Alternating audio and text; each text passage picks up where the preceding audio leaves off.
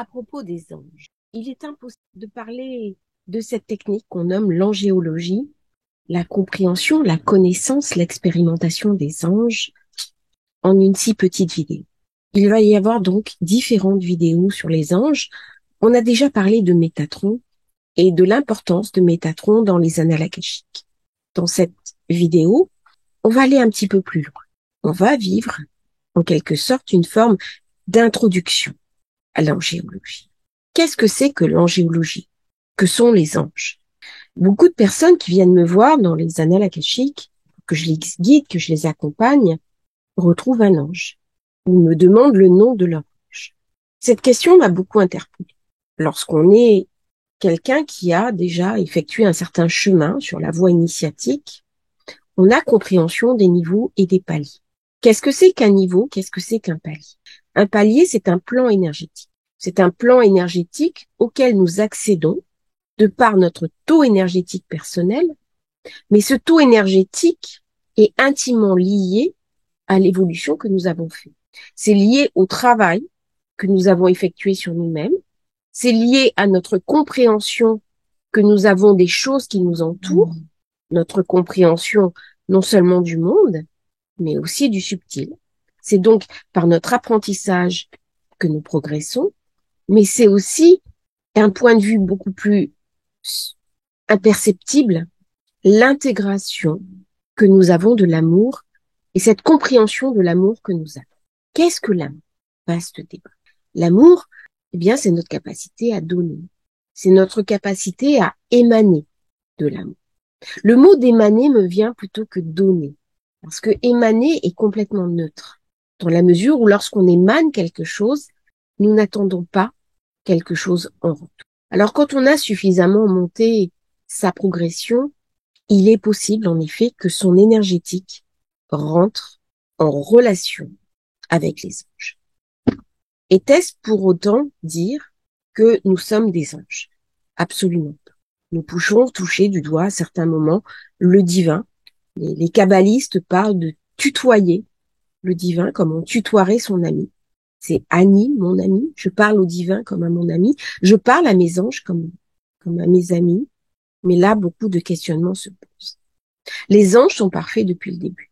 Et nous, en tant qu'humains, nous avons un corps de chair, nous avons une incarnation et nous avons de fait des imparfaits. Est-ce pour autant dire que le contact n'est pas possible? Est-ce pour autant dire que les personnes qui voient des anges sont dans l'illusion? Ce n'est pas cela que je dis. Simplement, l'ange, dont nous avons compréhension du principe, est obligé lui-même de descendre son énergie pour pouvoir rentrer en contact avec nous. Plus nous serons élevés dans notre compréhension, dans notre travail sur nous-mêmes, dans notre émanation de l'amour, et moins cela demandera à l'ange un effort, puisqu'il est obligé de s'emboîter sur des plans différents. Et si nous sommes trop bas, eh bien les anges ne peuvent pas rentrer. C'est le cas du bas astral, où les anges ne peuvent pas aller dans le bas astral. Et c'est pour ça qu'il existe des passeurs d'âme qui vont faire le lien entre les plans supérieurs et les plans inférieurs. C'est le rôle des passeurs. Quelque part, notre mission, que nous l'acceptions, que nous ayons conscience de notre mission, ou que nous ne l'acceptions pas. L'angéologie, c'est un sujet qui divise, autant qu'il fascine. Au départ, les anges, eh bien, on les trouve dans les églises. On les retrouve dans la religion. Donc, il y a deux parties de l'humanité. Une partie qui considère que les anges existent, puisqu'on les retrouve dans toutes les traditions. Et l'autre partie de l'humanité qui réfute complètement l'idée que les anges puissent exister. Il est dit que les civilisations naissent et meurent, mais les vérités se maintiennent inexorablement. L'idée même de l'ange est quelque chose qui a dépassé le temps, dépassé l'espace. Au jour d'aujourd'hui, on appelle cela les anges, mais la compréhension de ces forces supérieures bienveillantes qui ne se sont jamais incarnées en tant qu'humains ont toujours été présentes. En fait, l'Occident a donné au nom de certaines forces supérieures le nom d'ange, et pourtant, jusqu'à il n'y a pas très longtemps, c'était incroyablement réduit. On retrouve la compréhension de l'ange dans le Coran. C'est un ange qui a mené le Coran à Mahomet. C'était une révélation. C'est un ange qui a annoncé la naissance de Jésus. Ce sont des anges qui ont sonné de la trompette devant les murs de Jéricho. L'ange se retrouve aussi dans la tradition abrahamique. C'est l'intermédiaire entre Dieu et les hommes. Il transmet un message. Normalement, il est invisible, mais parfois il se laisse voir lors d'un rêve ou d'une vision. L'ange n'a pas forcément des ailes dans le dos. Lorsque nous voyons un guide de lumière, ce peut aussi être un ange. Dans la Bible hébraïque, les anges sont des messagers qui effectuent des tâches. On les retrouvait en Assyrie, à Babylone. On les retrouve bien sûr dans la Genèse sous forme de chérubins. Les anges sont-ils bons? Sont-ils mauvais? Au commencement, la source a engendré les anges. Ils sont l'émanation de la perfection. Il est dit que l'intelligence des anges est plus grande que celle des hommes. En hébreu, le pluriel de Sabbat, Sabaoth, signifie astre, mais ça signifie aussi armée, les armées angéliques.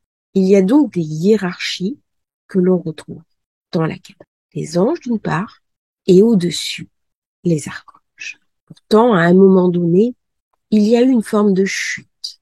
Nous n'allons pas parler aujourd'hui de la chute. Nous sommes là dans une introduction au monde de l'angéologie.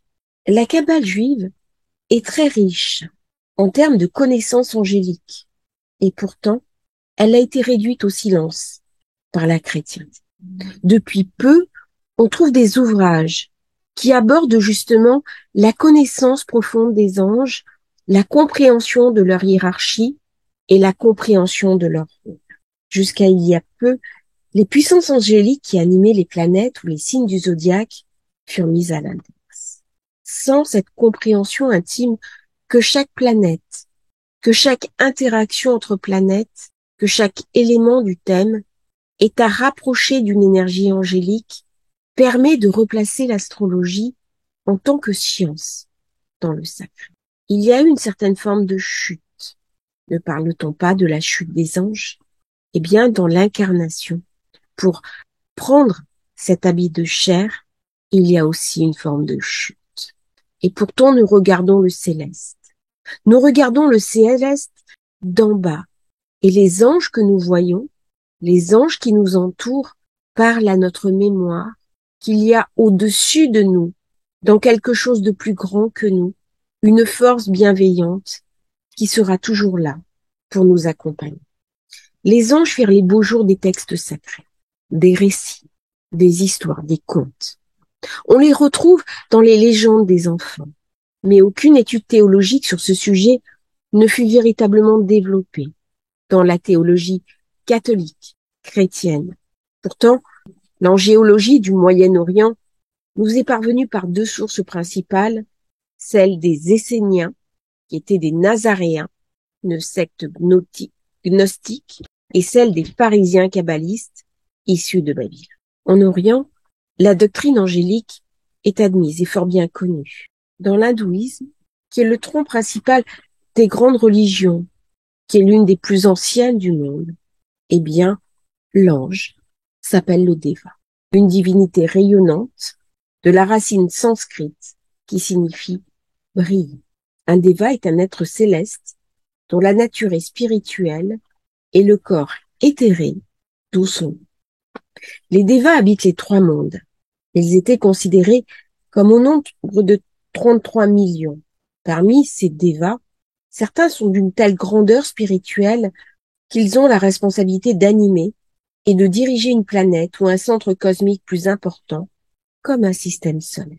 C'est pourquoi ces Devas sont assimilés à des dieux, ayant une perfection et une pureté si éblouissante qu'ils ne semblaient guère différents de la nature de la source elle-même. En fait, cette présence des Devas, sous différentes formes, ont laissé à penser que l'hindouisme était polythéiste. Mais à bien y regarder, il n'y a, comme dans les autres manifestations, les autres croyances, une seule réalité, un Dieu inconnu, auquel il donne un nom de Parabrahman. Si l'on regarde l'homme, dans son humanité incarnée, il est constitué de plusieurs corps, de différentes couches de conscience, de la plus subtile à la plus grossière. Ces enveloppes emprisonnent l'esprit divin, et ce corps de chair qu'il a habité lui permet aussi de vivre des expériences, mais ce peut être aussi des obstacles au cours de son évolution. C'est un petit peu comme un chemin d'obstacles qu'il doit franchir et parcourir pour être purifié et pour être transcendé, afin que l'esprit même, l'âme qui l'habite, se révèle à lui-même en tant qu'ultime réel. Dans cette compréhension de l'âme humaine, les anges sont là pour nous aider dans cette transmutation alchimique. Nous avons 3 mondes. Nous avons l'esprit pur, absolu, auquel nous n'avons pas forcément accès, mais que nous pouvons rejoindre par une biais de la transcendance. Nous avons le monde des hommes que nous voyons autour de nous, et nous avons le plan intermédiaire avec les dévas et les anges, les guides de lumière, qui sont les constructeurs des formes, et qui permettent à l'homme de pénétrer à nouveau au cœur de la divinité dont il se pensait exclu. C'est le rôle des anges de nous ramener vers cette transcendance, de nous aider à devenir les co-créateurs de notre expérience humaine. C'est le rôle des anges de nous aider à transmuter nos souffrances, à alchimiser nos difficultés et véritablement prendre en main notre destinée. La théosophie, aussi bien la doctrine secrète de Helena Blavatsky que l'ouvrage incroyable d'Alice Bailey, intitulé Le traité sur le feu cosmique, aborde justement l'importance des anges. Le traité sur le feu cosmique d'Alice Bailey est un ouvrage d'actualité. Il a été écrit après la fin de la Seconde Guerre mondiale et cet ouvrage est destiné à être étudié par les disciples et les initiés jusqu'au début du siècle prochain, jusqu'en 2025. C'est donc maintenant que se fait le passage. Comment s'élever, élever notre conscience vis-à-vis des anges? Eh bien, lorsque nous sommes dans les annales akashiques, nous allons nous mettre en adéquation. Nous allons accueillir l'amour, nous allons réfléchir l'amour, et dans cette rencontre, nous allons percevoir le subtil. Parfois, c'est uniquement une forme éthérée. Parfois, c'est sous l'image d'un guide de lumière. Parfois, nous avons la compréhension véritablement de cet ange qui nous guide et qui illumine notre chemin. Sommes-nous des anges nous-mêmes qui avons perdu à un moment donné la compréhension du divin? Et pourtant, ces anges au plafond des églises, ces anges sur les objets du quotidien, cette compréhension de l'ange qui nous habite, de cette lumière absolue qui est nous-mêmes et que nous retrouverons au final de notre vie, elle a toujours été là. Elle a toujours été présente. Elle brille profondément aujourd'hui, en ce temps particulier où tous les savoirs sont ouverts. Il avait été dit dans les traditions qu'à un moment donné de la compréhension humaine, tous les savoirs seraient à disposition. Il suffirait juste de le vouloir. Tout serait écrit, tout serait donné, tout serait transmis. Nous pouvons, au jour d'aujourd'hui, rencontrer les anges. Nous pouvons aujourd'hui pénétrer dans les annales akashiques. Cela n'a pas toujours été le cas. Pendant très longtemps, les portes des annales akashiques sont restées fermées. Mais au jour d'aujourd'hui, tous les savoirs sont ouverts. Toutes les portes sont ouvertes pour permettre au maximum de personnes qui le souhaitent de retrouver leur parcelle de divin en elles, de retrouver le chemin de la source, de retrouver le chemin de la lumière, de retrouver simplement le chemin de l'amour absolu. C'est le message des anges, c'est ce à quoi ils nous préparent, ils nous destinent. Parce qu'au fond, être un ange, c'est aimer infiniment ce qui est plus faible que soi. Cette créature que nous sommes avec cet habit de chair qui nous rend à l'instant même quelque chose de faible, de fragile, de vulnérable, de susceptible d'erreur. Un petit peu comme une mère absolue qui aime son enfant, y compris dans les erreurs qu'il va commettre. Tel est le message d'introduction des anges, et nous verrons dans d'autres vidéos un petit peu plus profondes, plus loin que cette simple introduction sur l'idée de l'ange. Avant même de voir l'ange, il faut en avoir l'idée. Hier, pendant un rendez-vous, J'avais devant moi une personne qui n'arrivait pas à voir la lumière. Cela arrive parfois. Cette personne était complètement déconnectée de la lumière, mais elle avait la compréhension de la lumière. Et j'ai amené en elle cette idée simplement de la lumière. Eh bien, le simple fait de l'idée, la lumière va pouvoir venir. Parce que rien que l'idée, c'est déjà la manifestation. Les anges, c'est pareil. Ce n'est pas parce que vous ne voyez pas un ange, ce n'est pas parce que vous ne percevez pas cela. La simple idée fait qu'ils sont déjà présents en vous, qu'ils vous habitent et que vous êtes reliés avec eux. Je vous remercie de votre fidélité. Si vous avez aimé cette vidéo, n'hésitez pas à liker, à vous abonner à la chaîne et à demain pour une nouvelle vidéo. Merci pour votre fidélité.